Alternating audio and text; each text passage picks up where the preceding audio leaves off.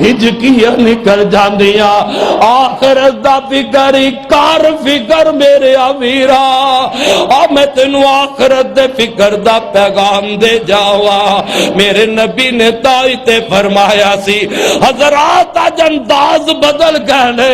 اصل وجہ فکر کی بھی آوے جنہ مولویاں نے آخرت دا قوم نو فکر دینا سی انہاں تے اس سٹیج نو اکھاڑا بنا لیا ہے اور جنہ خطیبات مولویاں نے اس سٹیج دے بیٹھ گئے میرے محمد دے منبر دے کھلو کے لوگاں نو قبر دا فکر دینا سی لوگاں نو میدان محشر دا فکر دینا سی لوگاں نو پل صراط تو گزرن دا فکر دینا سی انہاں مولویاں دے مسجد نو اکھاڑا بنایا مسجد نو تماشا بنایا اور جا جا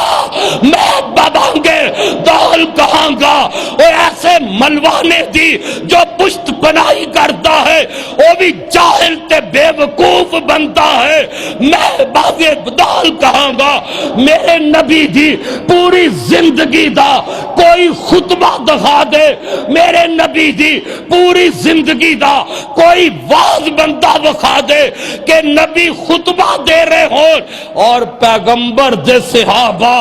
میرے نبی دا خطبہ سن کے ہنس رہے ہوں نبی پاک دے سامنے مسکرا رہے ہوں میرے نبی صحابہ نو واز کرتے ہوں اور سنن والے انہاں دے چہرے تے مسکراہٹ ہوئے وہ ہنس دے ہوں یا نبی پاک ہنس دے ہوں اور صحابہ تے فرما دے نے اللہ دے نبی منبر تے کھلو کے جدو قبر دا منظر بیان کر دے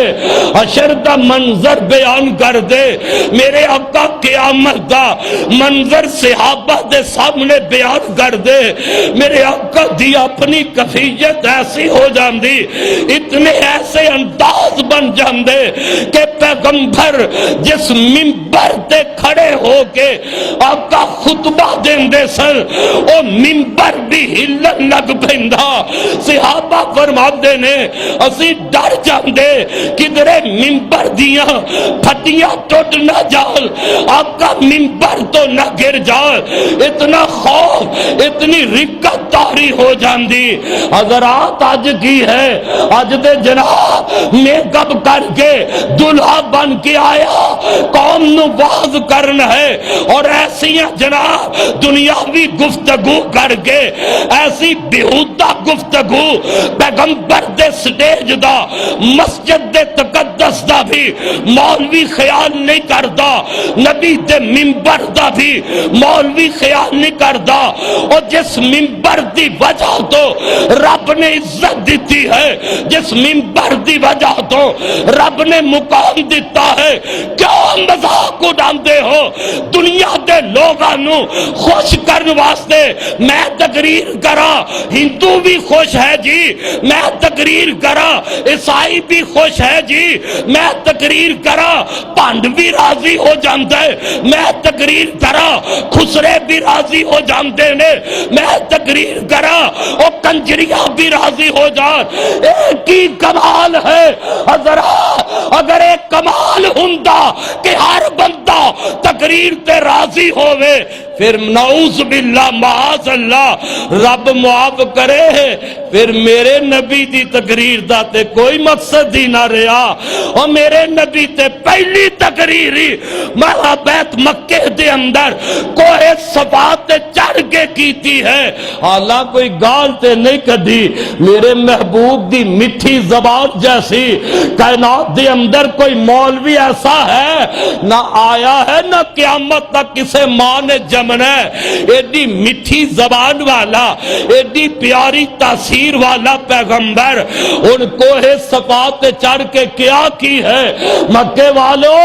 لا الہ الا اللہ پڑھ لو عرب و عجم دے مالک بن جاؤ گے لا الہ الا اللہ پڑھ لو کامیاب ہو جاؤ گے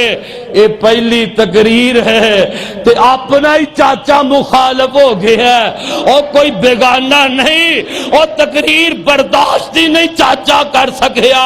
تے آندہ ہے تباللہ کا یا محمد استغفر اللہ معاذ اللہ، محمد تیرا ہاتھی ٹوٹ جائے،